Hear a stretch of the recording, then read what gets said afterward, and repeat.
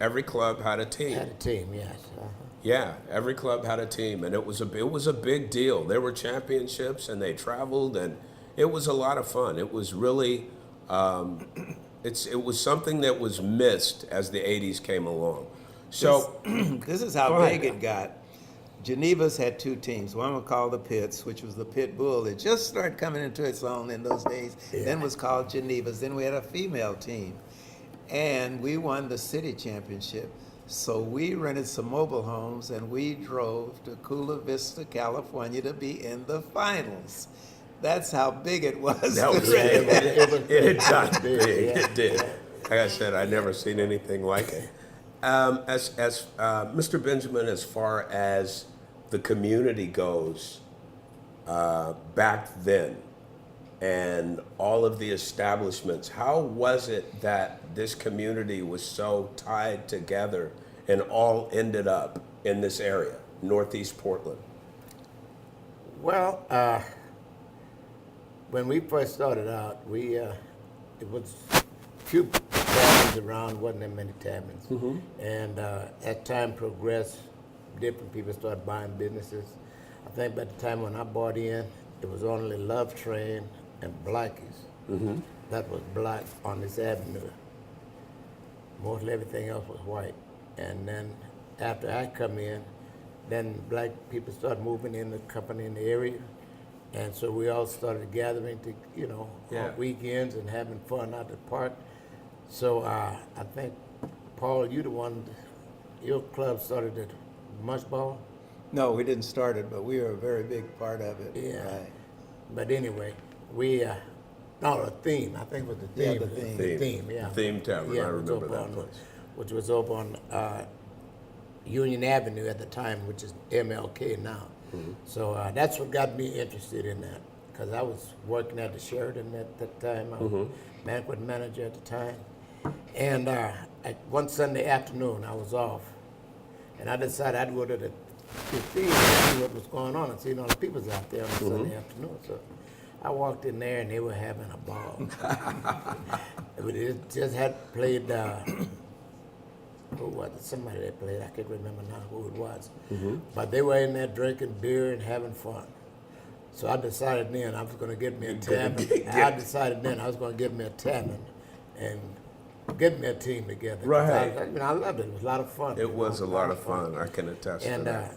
Sag Thomas, who was a professional wrestler at the time, he had Shag's Arena. Shag's Arena. So he was also in real estate, and I talked with him about it. And he told me, he said, man, I got just a spot for you. So we got in and we talked about it, and then he brought me in to meet Al, and we talked, and so I bought the tavern from Al Rivers, and we built up, and then the Mush Ball just flourished. Right, Yeah. right. We had two teams, two men's team and the ladies team out of here.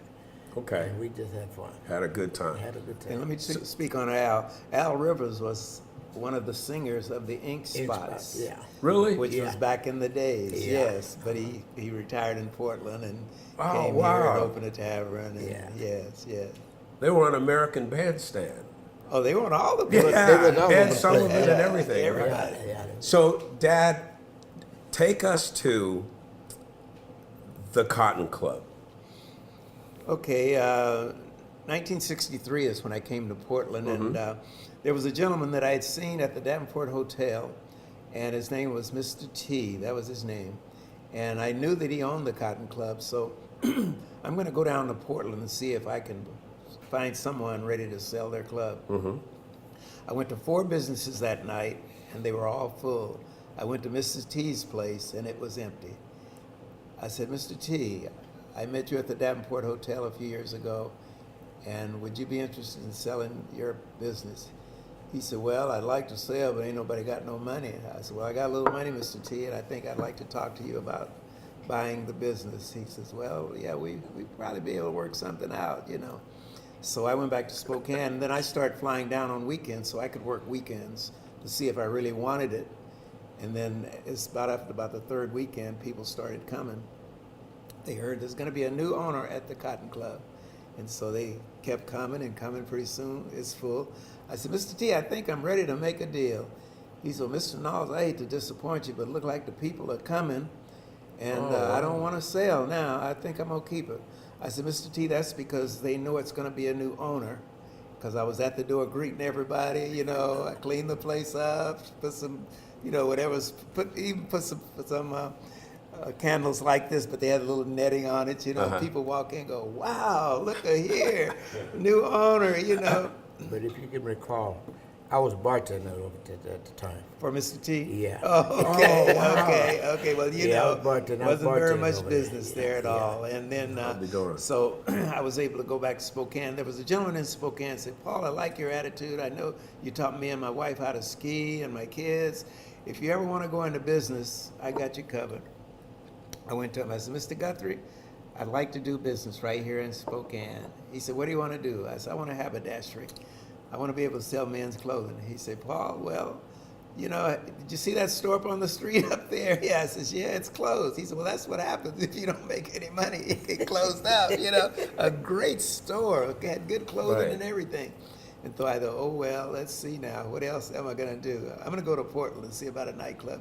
And the reason I came to Portland is because my family is very religious. They lived in Seattle.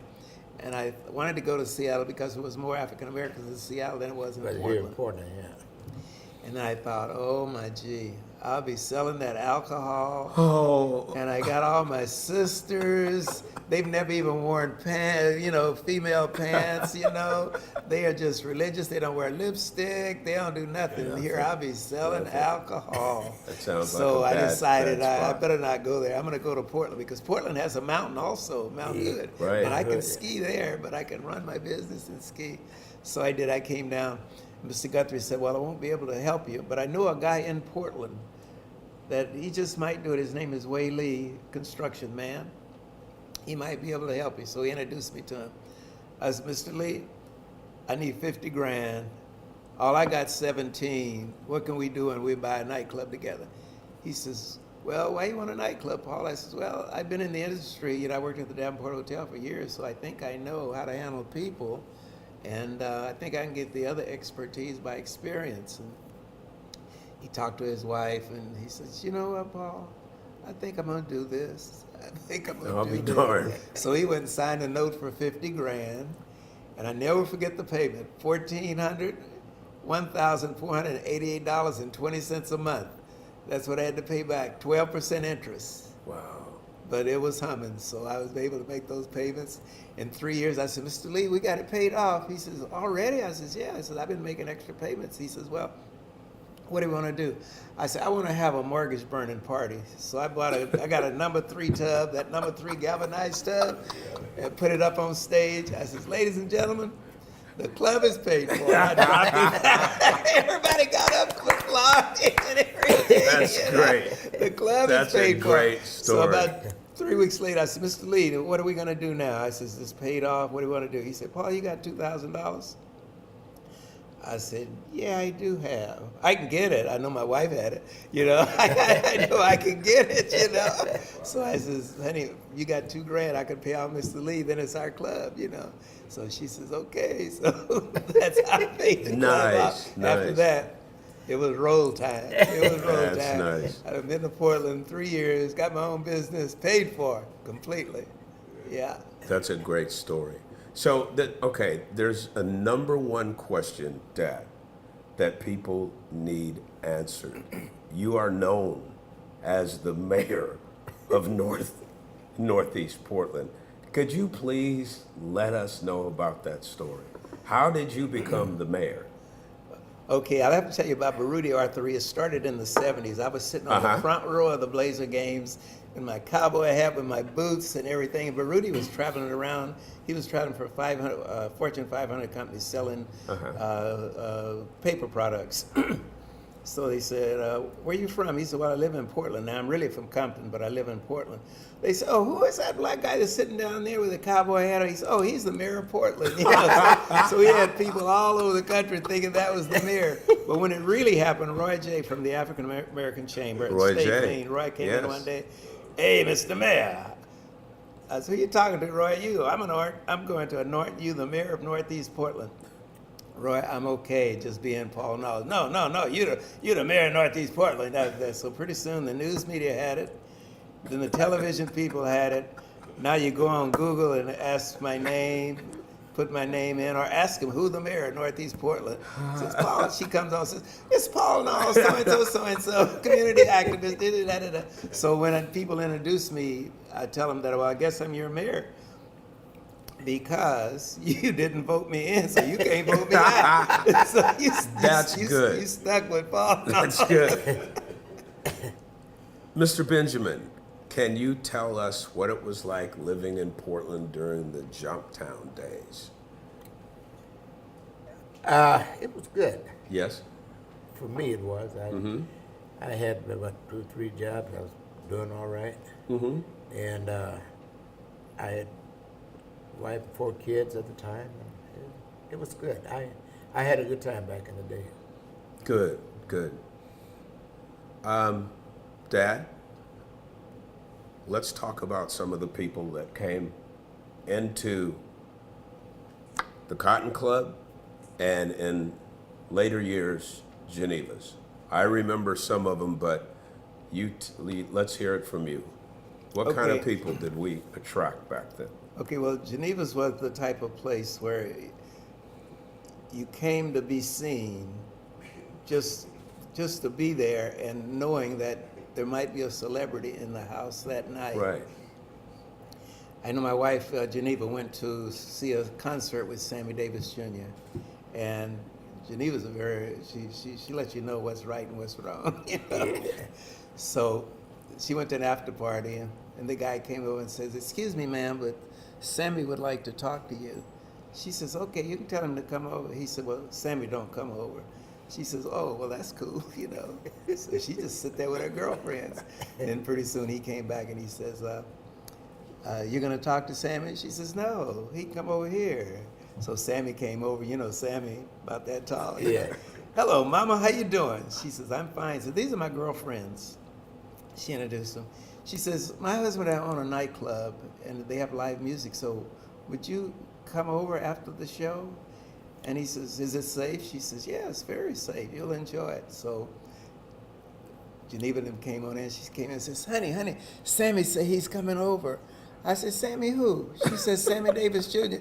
"Sammy Davis Jr. ain't coming over here." She said, "Well, he said he would, he might, you know."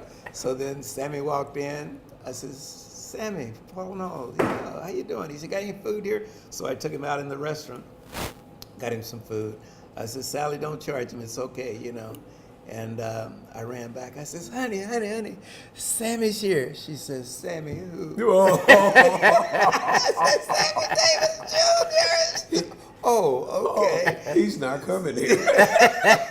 So he after he finished, I took him back there, sit him down with Geneva and all their girlfriends, you know.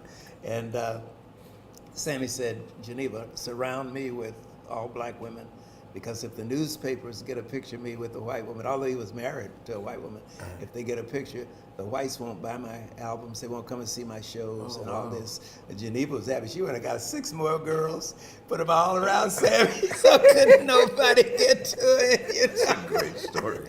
And then, so Sammy Davis there, he asked his musical director, says, "See if the band knows anything that I know." So they did. They knew about 3 songs. So Sammy got up and did his little song and dance, you know.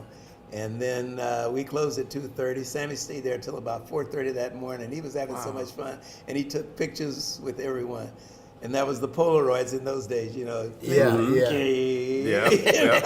Had to fan it in the So, wind. yeah. So that was Sammy Davis Jr. And then one day I was at the bank on Union Avenue, and I saw Vicky and Aki Harris, which they owned 3 Star. And they were pushing this Cadillac up the street. They had run out of gas about 2 blocks from Proby's service station up there. I went over. I said, "You guys need some help?" They said, "I think we got it." I said, "No, I'll help." So I got back there, Vic, and I said, "Who's in the car?" He says, "Joe Lewis." I said, "Joe Lewis?" He says, "Yeah, Joe's here for a fundraiser, and we were just coming over to show him where blacks live, you know, and the club." So I says, well, they introduced me to him. I says, Aki, you think you could bring him by Geneva's, by the Cotton Club tonight? He says, yeah, we'll come over. So they came over, you know, and Joe Louis walked in, and everybody's going, oh my God, Man, Joe Louis, man. you can imagine being there Yeah. on a night like that.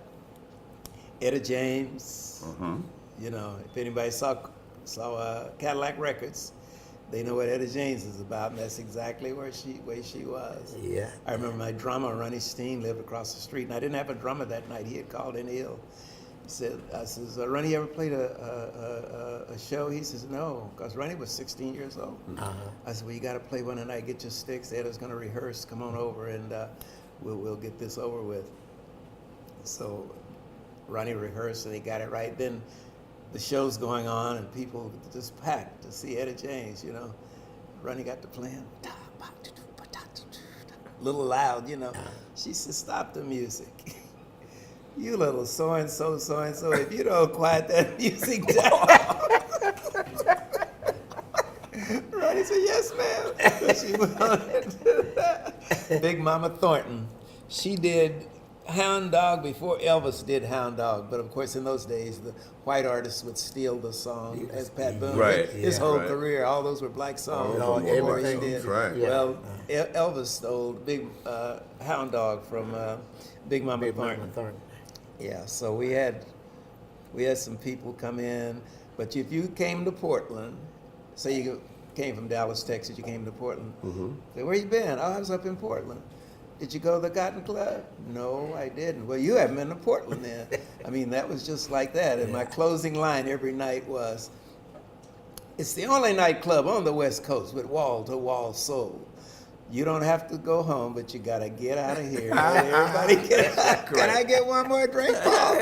Nope, great. you gotta get out of here. That's it. That's it. So, when the Cotton Club was on, what were some of the other clubs in the neighborhood at that time? Upstairs Lounge was there. They bought Jimmy McGriff, Jimmy Smith. They bought all the big names, you know. You can't afford to pay those names, I'm telling you. As a matter of fact, I had a group come in. It was 5 people called the Soul Sisters.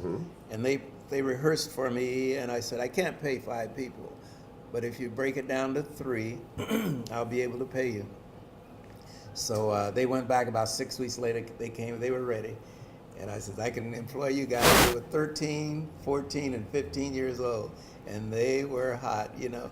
So we got them in and got them on the show. We bought their wigs and had their outfits made so they could perform, you know. And they drew big crowds, Yeah, I remember that. And then they wanted more money. So I says, well, I can't pay you any more money, but I got a job that I can get you. So I went to Vicky and Aki Harris at the 3-Star. I says, I got a group that you guys can use, man. They'll set you on fire. So they went there and performed. Somebody filmed them and got it to Sammy Davis Jr. And then Sammy sent some people up to see him. And the next thing to do it, they at the Copa in Beverly Hills. Oh, wow. Then they left there, went on the Steve Martin show. They went on Sesame Street with Big Bird. They were on Ed Sullivan too, weren't they? They didn't make Ed They Sullivan. didn't make Ed Sullivan, okay. But they did. They were on there with Big Bird. And this is probably 3 months ago. I was watching Bob Hope in Vietnam. You know, they do those shows about Vietnam Right. and all that. And there's the Sunday's Child, 3 Little Souls up there entertaining the troops. Oh, wow. And I know where Renee lived. I said, Renee, I just got through watching you in Vietnam. That's Ren Woods, right? Ren Woods. Ren Woods. Went on to play the Whiz and She was in. what's the girl's name that played the leading role in the Wizard of Oz? Dorothy. Dorothy. Yeah, Dorothy. Well, she Right. was Dorothy in the Whiz.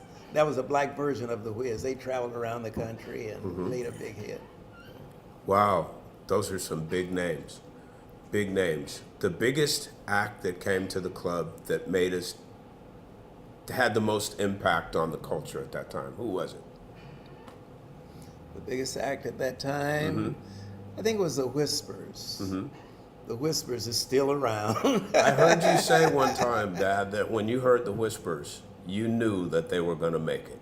Oh yeah, yeah. They came in. It was 5 of them in the group. Being able to. This was years later where I could pay a little more. Right. And they did. They made it big, and they're still around. Still around. Okay, so we want to know, inquiring minds want to know. Tell us about the woman behind the man. Geneva. Geneva. Tell us about her. How'd you meet Geneva? I was at the bank on this is American State Bank. Mr. Booker, right? Yeah. Yes. Yeah. And this guy just got to town. The guy called me over. He says, "Oh, Mr. Knauls," that was from the Benson Hotel, which was Clifford Brooks. Everybody called everybody Mister down there, you know. He said, "This is a lady barber in town, and I think you'd like to meet her because you're going to need a barber and this and that." And oh, he should have never did that. That was her boyfriend. He should have never did that. So I says, "I'll give you my card, and your first drink is on me when you come to the club." So she didn't come for about 2 months. And then one day I asked her, I says, "You haven't been down here?" She said, "Well, I asked the situation, so I'm here. I just came down to see the club." She says, "Do I get in free? Because Mr. Thompson always let me in free. You know, it was $1 to get in the cover charge in the showroom." So I let her go in free, and then it started happening. You know, I knew where the barbershop was, so I'd drive by the barbershop and look in, and then I park around the corner and walk by the barbershop and walk in. Get out of here. And then one day I walked by and her back was to the window. And then after I saw that, I thought, wow, I got to go talk to this lady. I says, "I met you at the bank." I says, "I want you to come down to the club again. And if you would, have breakfast with me." She said, okay, yeah, I'll do that, you know. And so she came to the club and she would say, I says, "Is the night a good night?" She says, "Yes." But then later on, her boyfriend would come in and she would send word by her girlfriend, tell him, "I can't go tonight." And then, you know, it was off. So we did it about 3 times. And then finally she says, "I can go tonight." And I can go tonight. And then I had to go down and tell her, "I can't go tonight." My old lady's sitting down at the other end of the bar. Took us forever to get to go have breakfast. That's terrible. We finally had breakfast, and then, you know, 2 years later we were engaged, and then we got married in 1965, still living in the same house Yes. that we lived in, you know. So, yeah, that's Geneva's story right Great there. story. I remember hearing you say, or was it her, that every time you guys went out to breakfast or dinner or wherever you went, you always had $100 bill. Was that the same $100 bill, Dad? Yes, it was. It was.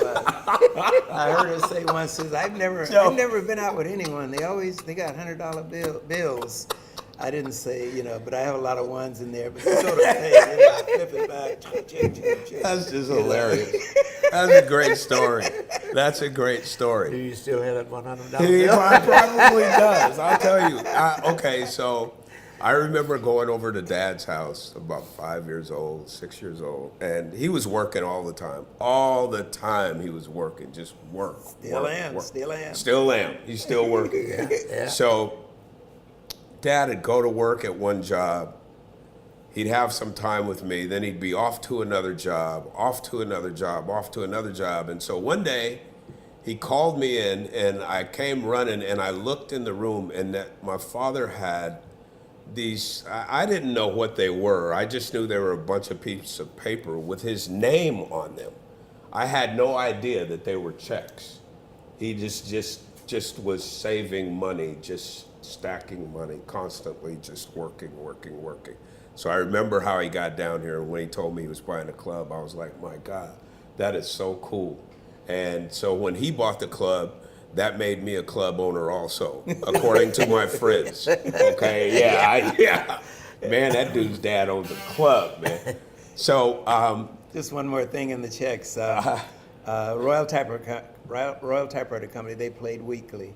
And I'd put the check, every week you got a check. The Davenport Hotel, they paid twice a month, you know. And then So I had all these checks, and then I got a letter from the company saying, Paul Knauls, please cash the checks that you have, because I'd have them in there maybe a year, you know. Oh, wow. But I didn't want to put them in the bank because when you get a divorce, you know, Yeah. got the money in the Yeah, bank. had to come up with it. But it was okay because they lived in my house after I left Spokane. Yeah. See, I bought my first house at 23. So when I left, I just let them live in it, you know, and I came on down here, you know. The house was paid for. Corner so, of Rebecca. You know, That's right. The big yard where we had a lot of football games and stickball games in that yard, that's for sure. So, Mr. Benjamin, were you here as long as, when the Texas, was the Texas Club across the street from here? Yeah, on Catacon over here, yeah. Right. And 17. it had been there for how long? Do you remember? Well, it was the Elks Club, the Esquire. Esquire Club before The Texas, Esquire yeah. Club, okay. Yeah, it was And the gentleman that owned that always wore a cowboy hat. Jeff Parks, yeah. Jeff Parks, yes. He was a large man. Yes, he was. Yeah, he was a big man. He was the sheriff, deputy sheriff. of Yeah, I Alberta. believe that. I believe that he was He the was the sheriff. sheriff of Alberta, yeah. Okay. Jeff Parks was such a big and huge influence in the community, and he did what he wanted to do. Jeff Parks went in and took all the bar stools out of the bar. You had to stand at the bar like they did in the old days. In the old days, yeah. There was so bars here. Slide your drink down the bar. That's hilarious. I wanted to talk about the Texas, the club. Oh, yeah. Can you guys tell me a little bit about that? Tell them what it was all about, and it's quite a story behind it. So, Joe, do you want to go first? Oh, you go ahead. Okay, the Texas. What a club. But before it was the Texas, it was the Esquire Club. The Esquire Club was a social club, African-American males only. They would have their parties there, and they would rent the place out so other people could have parties. And so back in those days, there was an Arkansas club. There was a Texas club. There was an Oklahoma club. There was a Louisiana club, which the headquarters was right here. And then, so if the Oklahoma club gave a party, then all the people from all the other clubs would come because they want you to come to their parties. So it was just party, and people would dress down. You'd see them in tuxedos, the ladies have long gowns and everything. And that was part of the Texas, the Esquire Club. After the Texas Club was purchased by Jeff, it wasn't as elegant, but it was just a nice club. I remember I was in Park City, Utah skiing, and the electric slide had just came out, the dance called the electric slide.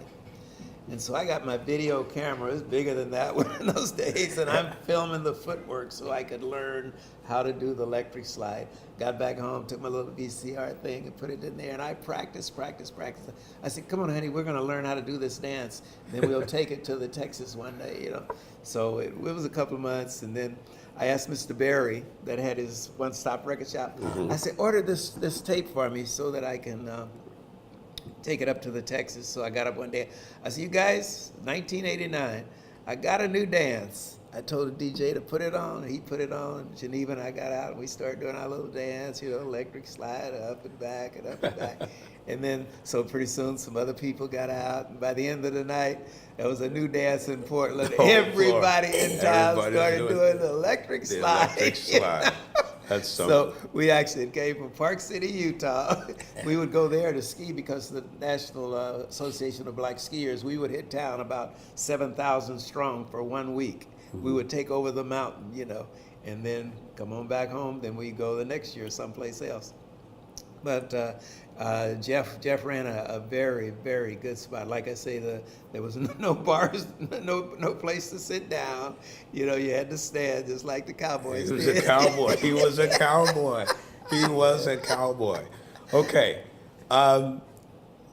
Dad, you have a trademark, and everyone recognizes you, and everyone wants to know the story behind the cap.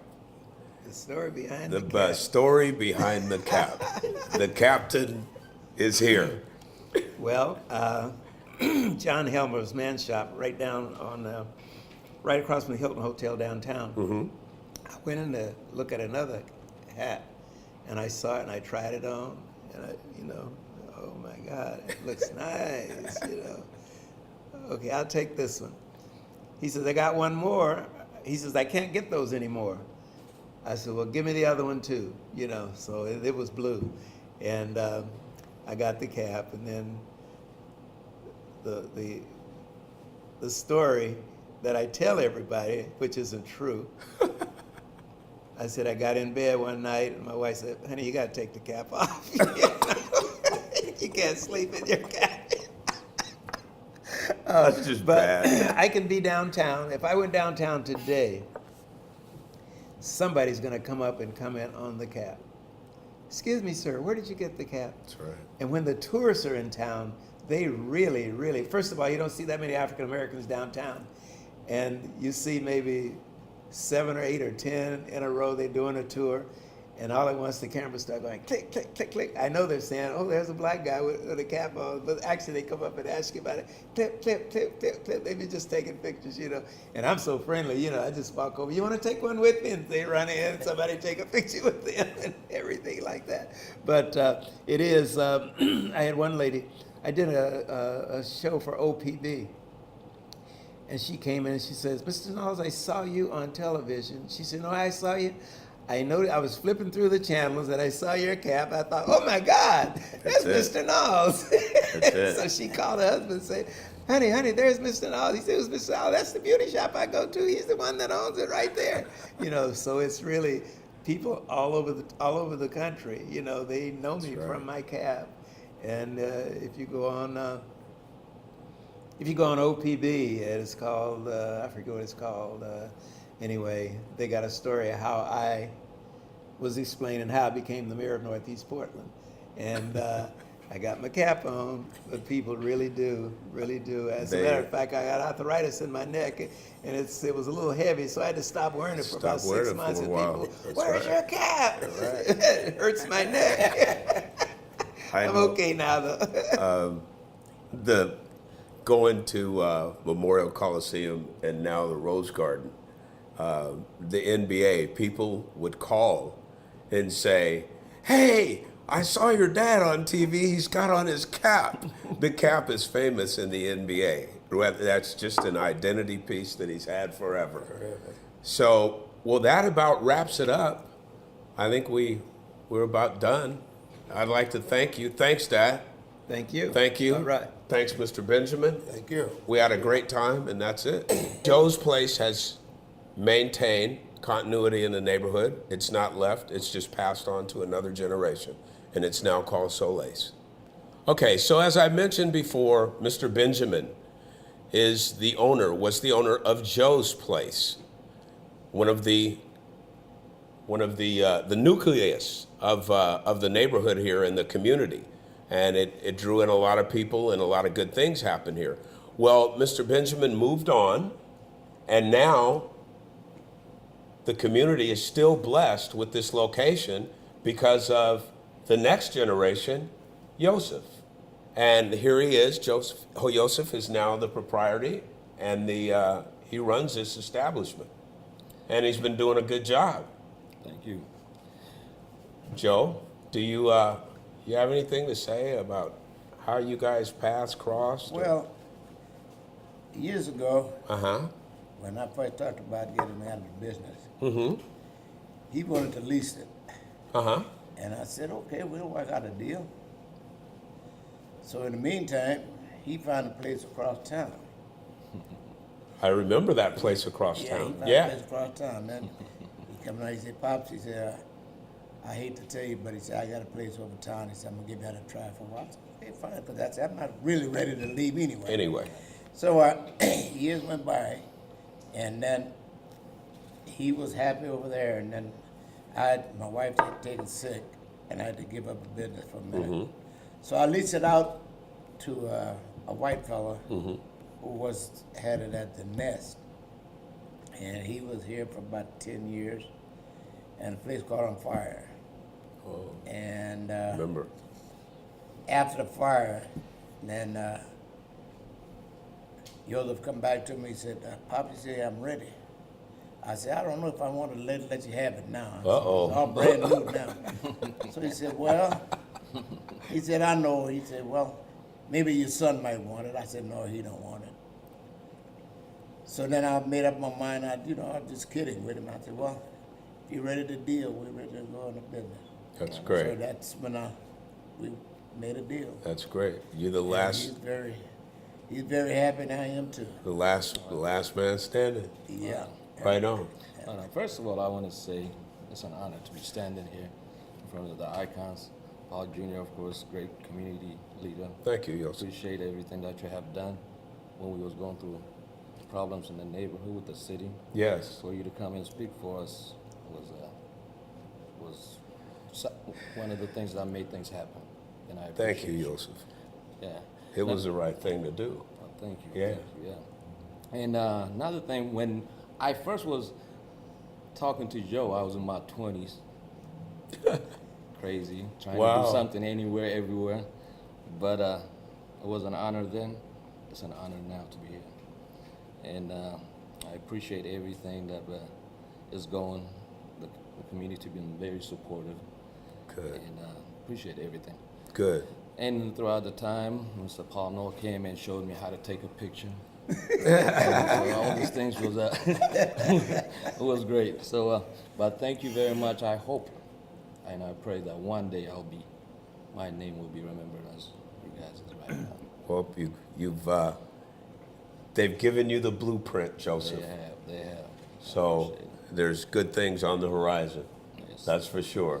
It'll just get better. All right. Thanks for all you do. Thank you very All right. much. Appreciate it. Thank Good you, man. Joe. All right. Mr. Paul Knoll. Thank you, sir. Appreciate Joe.